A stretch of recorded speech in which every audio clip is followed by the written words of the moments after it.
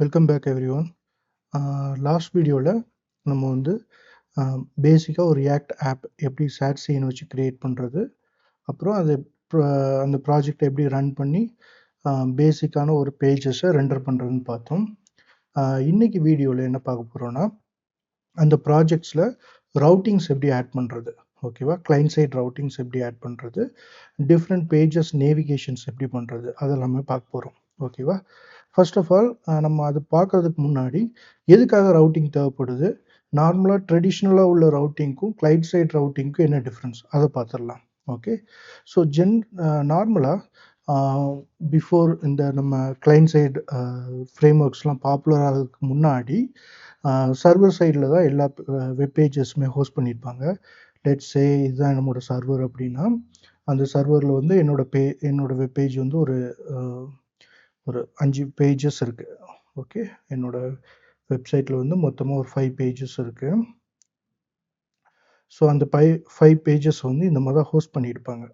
Okay. So let's assume our server. Okay. It can be anything, ஜாவாவாக இருக்கலாம், ஓகேவா, .NET இருக்கலாம், maybe Python இருக்கலாம், whatever. Okay. Some language, ஏதோ ஒரு சர்வர் டெக்னாலஜி. ஓகே. அதில் இந்த பேஜஸ் வந்து ஹோஸ்ட் பண்ணியிருப்பாங்க. ஸோ எப்படி ஒர்க் ஆகுனா, இது ஃபஸ்ட்டு யூசர் வந்ததுமே, லெட்ஸ் சே இதுதான் யூசர்னு வச்சுக்கலாம். ஓகே. யூசர் வந்ததும் ஃபஸ்ட்டு வந்து யூசர் வந்து ஹோம் பேஜுக்கு ரெக்வஸ்ட் கொடுக்குறாங்க. ஓகே. என்னோட வெப்சைட்டோட யூஆர்எல் வந்து மேபி லெட்ஸ் சே http test.comனு வச்சுக்கலாம். ஓகே. ஸோ இதுதான் என்னோட வெப்சைட்னு வச்சுக்கலாம்.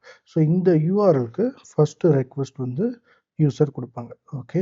ஸோ யூசர் கொடுக்கும்போது என்ன ஆகும்னா, இங்கே வெப் சர்வரில் வந்து யூஸ்வலாக ஹோம் பேஜாக ஒரு பேஜை வந்து மேப் பண்ணியிருப்பாங்க. யூஸ்வலாக அதோட நேமிங் கன்வென்ஷன் வந்து எய்தர் ஹோம்னு இருக்கலாம், home.html இருக்கலாம். ஓகே. இல்லைனா மேபி index.html இருக்கலாம். ஓகே. இந்த மாதிரி ஏதோ ஒரு பேஜஸ் வந்து மேப் பண்ணி அது ஹோம் பேஜாக வச்சுருப்பாங்க. லெட்ஸ் சே இந்த பேஜ் தான் அது ஹோம் பேஜ்னு வச்சுக்கலாம். ஓகே. ஸோ சர்வர் வந்து என்ன பண்ணுன்னா, இந்த ரெக்வஸ்ட் வந்ததுமே இந்த பேஜை வந்து ரெஸ்பாண்ட் பண்ணும். ஸோ இந்த பேஜில் வந்து என்ன வருது, லெட்ஸ் சே index.html. இந்த பேஜ் வந்து நமக்கு யூசருக்கு ரெண்டர் ஆகிடும். ஓகே. ஸோ இப்போ யூசரில் அதில் ஒரு லிங்க் இருக்குது. யூசருக்கு அந்த index.html மேபி அபவுட் அப்படின்னு ஒரு பேஜ் இருக்குது. அந்த பேஜோட லிங்க் இருக்குன்னா, யூசர் அந்த லிங்கை கிளிக் பண்ணதுமே அந்த யூஆர்எல் வந்து மறுபடியும் இன்னொரு புது ரெக்வஸ்ட் ஒன்று சர்வருக்கு போகும். ஓகே. சர்வருக்கு வந்து let's say http.com then /about.html அப்படின்னு போகுதுன்னு வச்சுக்கலாம். ஓகே. ஸோ இப்போ போகும்போது மேபி இந்த பேஜ் தான் about.html பேஜ்னு வச்சுக்கிட்டோம் அப்படின்னா, இந்த பேஜ் தான் about.html. ஓகே.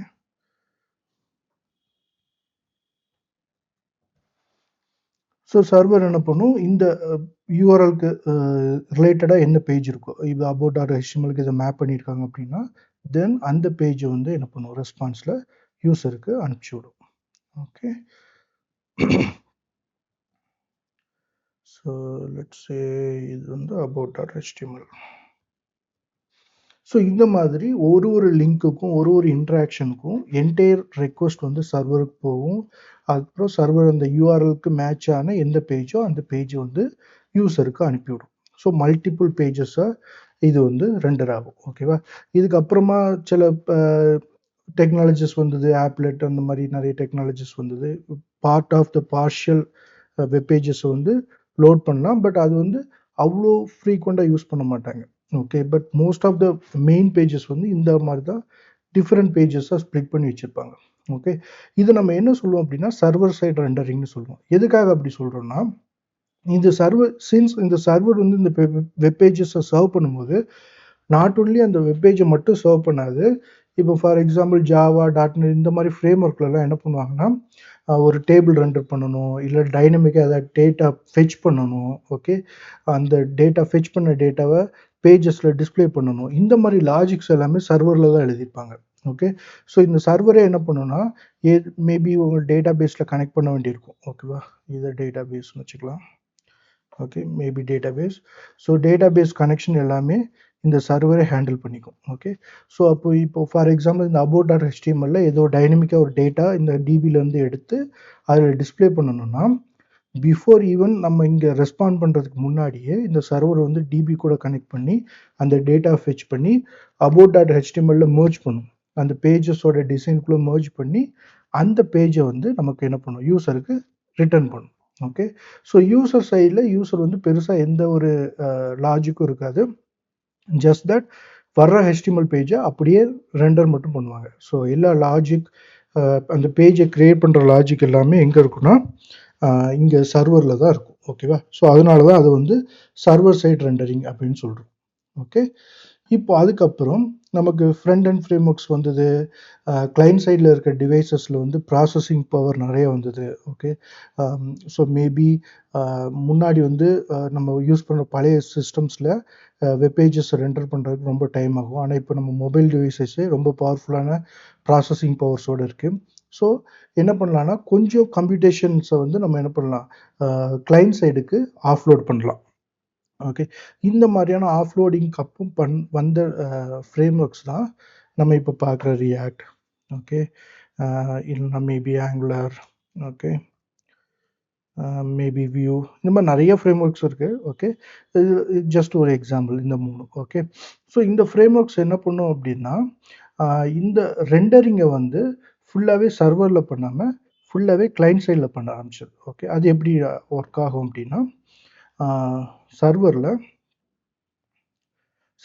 இங்கே வந்து எல்லாமே HTML பேஜஸ் வைக்கிறதுக்கு பதிலாக இந்த கிளைண்ட் சைட் ரவுட்டிங் பண்ணும்போது என்ன பண்ணுவாங்க அப்படின்னா சர்வரில் வந்து ஒரே ஒரு HTML பேஜ் தான் இருக்கும். ஓகே, லெட்ஸ் சே அது வந்து index.html வச்சுக்கலாம். Okay, index.html file. ஓகே, இந்த ஒரே ஒரு பேஜ் தான் சர்வரில் இருக்கும். ரெஸ்ட் ஆஃப் எல்லாமே எப்படி இருக்கும் அப்படின்னா JS இல்லை CSS ஃபைல்ஸாக இருக்கும். ஓகே, இது மல்டிபிள் ஃபைல்ஸ் இருக்கலாம். ஓகே, JS ஃபைல் தென் CSS ஃபைல். ஓகே, ஸோ இந்த மாதிரி மல்டிபிள் ஃபைல்ஸ் இருக்கலாம். ஓகே, அப்புறம் இது ஃபஸ்ட்டு ரெக்வஸ்ட் யூசர் வந்து இது நம்ம பார்த்த மாதிரியே யூசர் வந்து இந்த வெப் பேஜுக்கு வர்றாங்க. ஓகே, வந்து ஃபஸ்ட்டு ரெக்வஸ்ட் கொடுத்ததுமே இதில் எந்த டிஃப்ரென்ஸும் இல்லை. ஃபஸ்ட்டு ரெக்வஸ்ட்டு சர்வருக்கு போகுது. ஓகே, சர்வர் வந்து என்ன பண்ணுன்னா அங்கேருந்து index.html ரிட்டர்ன் பண்ணிவிடும்.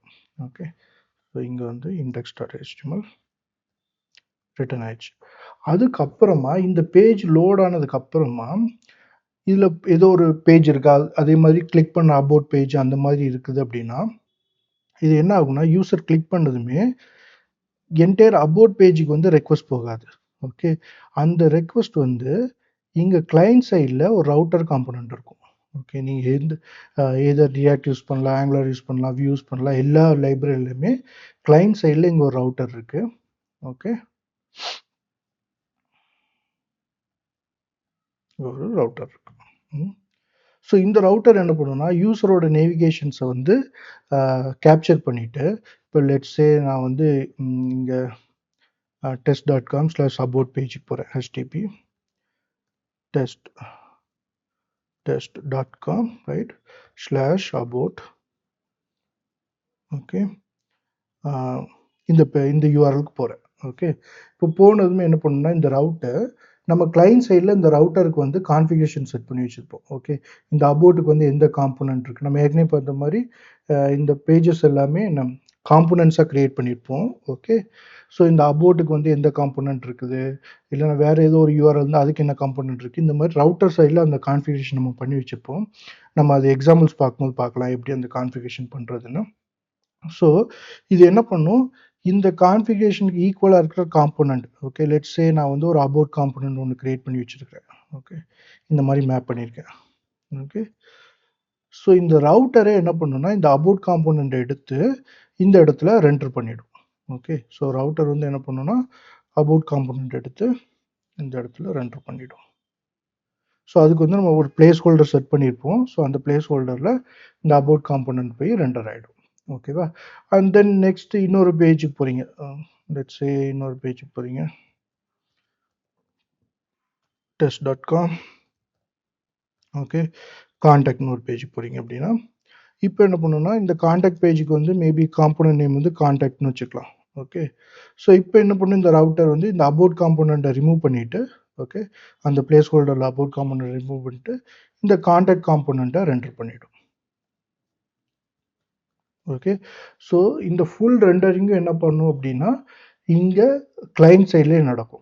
ஓகே, சர்வர் சைடில் வந்து என்ன நடக்கும் அப்படின்னா மேபி இந்த காம்போனன்ட்ஸ்க்கு தேவையான ஏதோ ஒரு ஜேஎஸ்ஓ இல்லை சிஎஸ்எஸ் ஃபைலோ இருந்தது அப்படின்னா அதை வந்து இந்த ரவுட்டரே இல்லை இந்த ஃப்ரேம் ஒர்க்கே வந்து என்ன பண்ணுன்னா ஆன் டிமாண்டில் ஃபெச் பண்ணி எடுத்துக்கும். ஓகே, இட்ஸ் மேபி ஜேஎஸ்ஸாக இருக்கலாம், ஓகே, இல்லைன்னா சிஎஸ்எஸ்ஸாக இருக்கலாம். ஓகே, இது என்ன பண்ணுன்னா அந்த பர்டிகுலர் ரவுட்டிங்க்கு என்னென்ன ஃபைல்ஸ் தேவையோ அந்த ஃபைல்ஸை இது ஆட்டோமேட்டிக்காக ஃபெச் பண்ணி எடுத்துக்கும். ஓகேவா, இது வந்து நம்ம லாட் ஆஃப் டிஃப்ரெண்ட் வேஸ் இருக்குது. இது எப்படி ஆன் டிமாண்டில் ஃபெச் பண்ணணுமா, இல்லை இனிஷியல் லோடிங்கில் எல்லா சிஎஸ்எஸும் கிளைண்ட் சைடுக்கு வந்துடணுமா. ஸோ இந்த மாதிரி நம்ம ரவுட்டர் பேஸில் நம்ம லேசி லோட் பண்ணலாம். அந்த மாதிரி நிறைய ஆப்ஷன்ஸ் இருக்குது. அது நம்ம போக போக அட்வான்ஸ் கிளாஸில் ஆப்டிமைசேஷன் பண்ணும்போது இந்த ரிசோர்ஸஸை வந்து எப்படி ஆப்டிமைஸ்டாக லோட் பண்ணுறது அந்த மெத்தட்ஸை வந்து பார்க்கலாம். இப்போதைக்கு ஜஸ்ட்டு அசம்ஷன் பண்ணிக்கோங்க எல்லா ஜேஎஸ்சிஎஸ்எஸ் வந்து ஆட்டோமேட்டிக்காக உங்களுக்கு கிளைண்ட் சைடில் வந்துடும். ஓகேவா, ஸோ இதனால தான் என்ன பண்ணணும், நம்ம ஒரே ஒரு சிங்கிள் பேஜை மட்டும் ஃப்ரண்ட் எண்டில் வச்சுட்டு அந்த சிங்கிள் பேஜுக்கு மேலேயே டிஃப்ரெண்ட் கண்டென்ட்டை வந்து நம்ம என்ன பண்ணுறோம், ரெண்டர் பண்ணுறோம். ஓகேவா, ஸோ அதனால தான் இது வந்து எஸ்பின்னு சொல்கிறோம், சிங்கிள் பேஜ் ஆப்னு சொல்கிறாங்க. ஓகேவா, ஸோ இப்படி பண்ணுறதுனால நமக்கு என்ன அட்வான்டேஜ் அப்படின்னா மோஸ்ட் ஆஃப் த யூசர் இன்ட்ராக்ஷனோட லாஜிக்ஸ் வந்து நம்ம என்ன பண்ணுவோம், ஃப்ரண்ட் எண்ட்லேயே எழுதிடுவோம். ஓகே, ஸோ வந்து அந்த யூசர் ஃபார் எக்ஸாம்பிள் ஏதோ ஒரு ஃபார்ம் வேலிடேஷன் பண்ணணும், இல்லைனா யூசர் கொடுத்துருக்க என்ட்ரி ஏதோ வேலிடேட் பண்ணணும், அந்த மாதிரியான லாட் ஆஃப் லாஜிக்ஸ் வந்து நம்ம என்ன பண்ணுவோம் அப்படின்னா ஃப்ரண்ட் எண்ட்லேயே எழுதிடுவோம். ஸோ இது வந்து சர்வரோட லோடை வந்து ரெடியூஸ் பண்ணிடும். ஓகேவா, சர்வரில் வந்து அந்தளவுக்கு பெருசாக லோடு இருக்காது. அப்புறம் இன்னொன்று வந்து எல்லா ஆப்ரேஷனும் சின்ஸ் இது கிளைண்ட் சைட்லேயே நடக்கிறதுனால யூசரோட எக்ஸ்பீரியன்ஸ், அவங்களோட லோட் ஆகிற அந்த டேட்டா லோட் ஆகிற எக்ஸ்பீரியன்ஸ், அப்புறம் வந்து எவ்வளோ குயிக்காக அந்த பேஜஸ் வந்து சேஞ்ச் ஆகுது, இது எல்லாமே கொஞ்சம் ஃபாஸ்ட்டாகவே இருக்கும். ஓகேவா, ஸோ அதுதான் நம்ம கிளைண்ட் சைட் ரவுட்டிங்க்கு ரெண்டரிங்க்கு போகிறதுக்கான ரீசன். ஓகே, ஸோ இப்போ இந்த ரவுட்டிங்கை நம்ம எப்படி பண்ணலாம் அதை வந்து இங்கே நம்ம ஆல்ரெடி கிரியேட் பண்ணி வச்சுருக்க ப்ராஜெக்ட்லேயே போய் பார்க்கலாம். இப்போ இந்த ப்ராஜெக்ட் வந்து சிம்பிளாக க்ரியேட் பண்ணி இந்த app.tsல நம்ம வந்து என்ன பண்ணோம், அந்த சாட் சீன்லேருந்து ஒரு பட்டன் மட்டும் எடுத்து போட்டு ரெண்டர் பண்ணோம். இப்போ நான் என்ன பண்ண போகிறேன், இன்னொரு ஃபோல்டர் ஒன்று க்ரியேட் பண்ண போகிறேன் இதில். ஓகே, இந்த ஃபோல்டரோட நேம் வந்து பேஜஸ்ன்னு வச்சுக்கிறேன். ஓகே, என்னோட ப்ராஜெக்டில் இருக்க இல்லை என்னோட ஆப்பில் இருக்கிற டிஃப்ரெண்ட் பேஜஸ் எல்லாமே இந்த இடத்துல தான் வந்து லோட் ஆகும். ஓகேவா, இந்த பேஜஸ்க்குள்ளே நான் ஃபஸ்ட்டு வந்து ஒரு காம்போனன்ட் க்ரியேட் பண்ண போகிறேன். அந்த காம்போனன்ட் நேம் வந்து ப்ராஜெக்ட்ஸ். Okay, projects.tsx. ஸோ என்னோட ப்ராஜெக்ட்ஸ் லிஸ்ட் எல்லாமே இந்த பேஜில் இருந்து தான் ரெண்டர் ஆக போகுது. ஓகே, அப்புறம் இந்த காம்போனன்ட் க்ரியேட் பண்ணலாம், ஃபங்க்ஷன் ப்ராஜெக்ட்ஸ். ஓகே,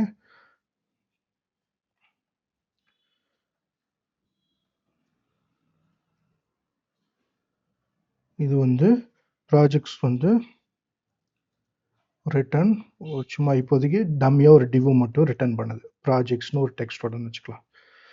ஓகே, தென் என்ன பண்ணலாம், இந்த காம்போனண்ட்டை எக்ஸ்போர்ட் பண்ணலாம். நம்ம எக்ஸ்போர்ட் பண்ணால் தான் வெளியில் இருக்க ரவுட்டர் இல்லைனா காமன் ரெண்டரிங் லாஜிக் எல்லாமே இந்த காம்போனண்ட்டை வந்து ஃபெச் பண்ணி ரெண்டர் பண்ண முடியும். ஸோ என்ன பண்ணுறோம், இந்த காம்போனண்ட்டை எக்ஸ்போர்ட் பண்ணிட்டோம்.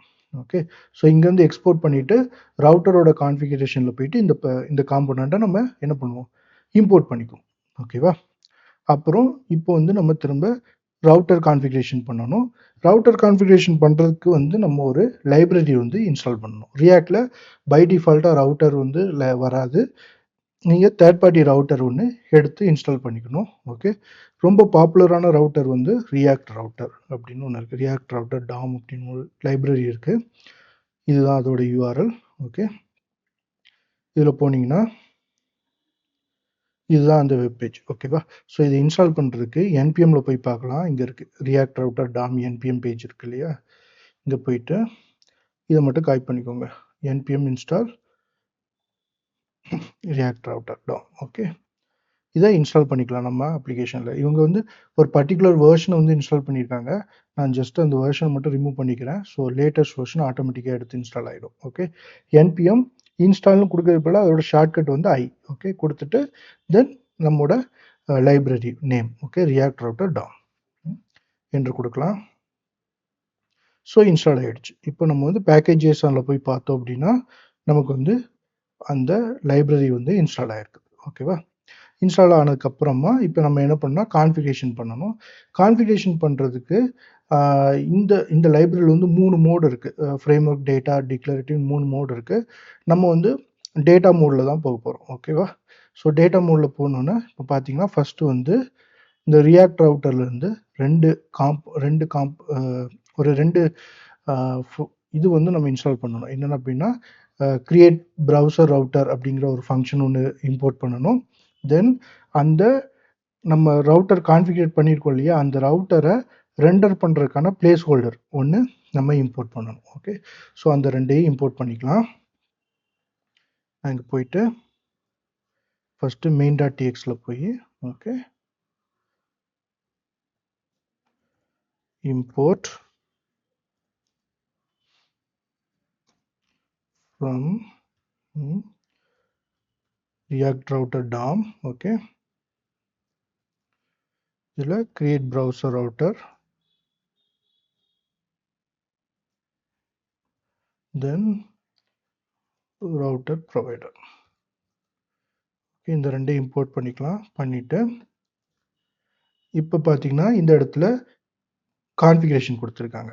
ஓகே, ஸோ இதை காப்பி பண்ணிக்கலாம்.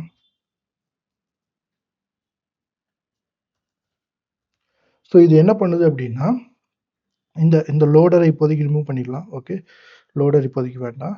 ஸோ இந்த ரெண்டையும் மட்டும் பார்க்கலாம். இந்த ரெண்டில் என்ன பண்ணியிருக்கோம் அப்படின்னா நம்ம ஒரு ரவுட்டர் கான்ஃபிகரேஷன் கிரியேட் பண்ணுறோம். அது வந்து அரே ஆஃப் ஆப்ஜெக்ட்ஸ். ஓகேவா? ஏன்னா ஒரு ஆப்பில் வந்து மல்டிபிள் ரவுட்ஸ் இருக்கும். ஒரு ரவுட்டும் வந்து ஒரு ஆப்ஜெக்டாக கிரியேட் பண்ணுவாங்க. அது எல்லாமே ஒரு அரேக்குள்ளே என்ன பண்ணுவாங்க, ரெண்டர் பண்ணுவாங்க. ஓகே, ஸோ இதில் பார்த்தீங்கன்னா பாத்துங்கிறது என்னென்னா இதுதான் நம்ம ப்ரௌசரில் கொடுக்குறது. ஓகே, நம்ம ஏற்கனவே பார்த்த மாதிரி http.test.com இருந்தது அப்படி இல்லையா, .com வெறும் ஸ்லாஷ் மட்டும் இருந்ததுன்னா அது இந்த பாத்து. ஓகே, ஸ்லாஷ் அபவுட் அப்படின்னா அதுக்கு வந்து நம்ம இன்னொரு பாத்து கிரியேட் பண்ணுவாங்க, ஸ்லாஷ் அபவுட் அந்த மாதிரி பாத்து கிரியேட் பண்ணுவாங்க. ஸோ நம்ம வந்து என்ன பண்ண போகிறோம், இதில் ரூட் பாத். ஓகேவா, இது வந்து ரூட். இந்த ரூட் பாத்தில் நம்ம என்ன பண்ண போகிறோம்னா இந்த ஆப் காம்பனன்ட் நம்மகிட்ட இருந்தது இல்லையா, டிஃபால்ட்டாக இந்த ஆப் காம்பனண்ட்டை ரெண்டர் பண்ண போகிறோம். ஸோ இதை காப்பி பண்ணிவிட்டு இந்த ஆப் காம்பனண்ட்டை இங்கே போட்டுரும். நம்ம ப்ரீவியஸாக என்ன பண்ணியிருக்காங்கன்னா ஆப் காம்பனண்ட்டை இங்கே டேரெக்டாக போட்டிருக்காங்க. நம்ம என்ன பண்ணியிருக்கோம், அந்த ஆப் காம்பனண்ட்டை இங்கே டேரெக்டாக போடாமல் இதை எடுத்து விட்டுலாம். எடுத்து விட்டுட்டு என்ன பண்ணியிருக்கோம்னா இங்கே ரியாக்ட் ரவுட்டரில் கான்ஃபிகர் பண்ணியிருக்கோம். ஸோ இந்த ரவுட்டர் வந்து டைனமிக்காக நம்மளோட ரவுட் எதில் இருக்கோமோ அதுக்கு ஏற்றது போல் அந்த காம்பனண்ட் வந்து ரெண்டர் பண்ணிவிடும்.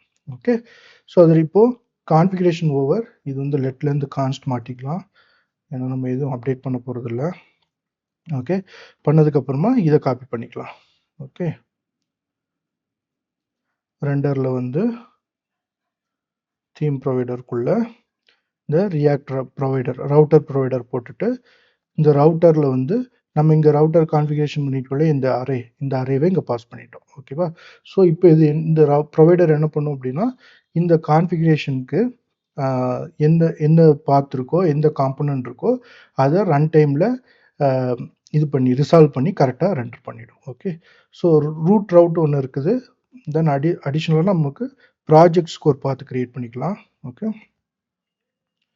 ப்ராஜெக்ட்ஸ்க்கு மேபி ஸ்லாஷ் ப்ராஜெக்ட்ஸ் அப்படின்னு போட்டுருவேன். ஓகே, அதுக்கான காம்பனண்ட் வந்து நம்ம இங்கே இம்போர்ட் பண்ணிக்கலாம்.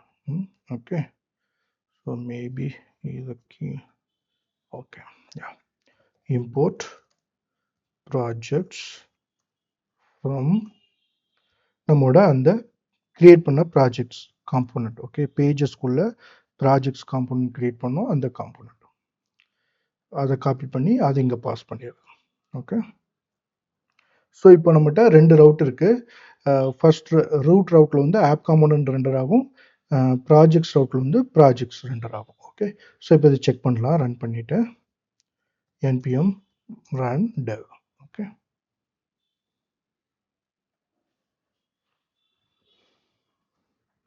localhost. ஓகே, இது பார்த்தீங்கன்னா நமக்கு பழைய இருந்த மாதிரியே தான் தெரியுது.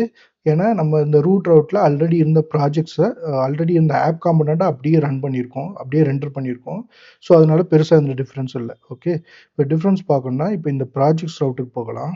ஓகே, ஸோ ஸ்லாஷ் ப்ராஜெக்ட்ஸ் போனோம் அப்படின்னா என்ன ஆகுனா இங்கே ப்ராஜெக்ட்ஸ் காம்பனண்ட் வந்து நமக்கு ரெண்டர் ஆயிருக்கு. ஓகேவா, இங்கே இதில் பார்த்தீங்கன்னா நம்ம இந்த காம்பனண்ட்டுக்குள்ளே ஜஸ்ட் ப்ராஜெக்ட்ஸ்னு ஒரு டெக்ஸ்ட் மட்டும் ரெண்டர் பண்ணோம். அந்த டெக்ஸ்ட் மட்டும் இப்போ இங்கே ரெண்டர் ஆயிருக்கு. ஓகேவா, ஸோ இந்த மாதிரி தான் பேசிக்காக ஒரு ரவுட்டர் கான்ஃபிகரேஷன் வந்து பண்ணணும். Okay, thank you.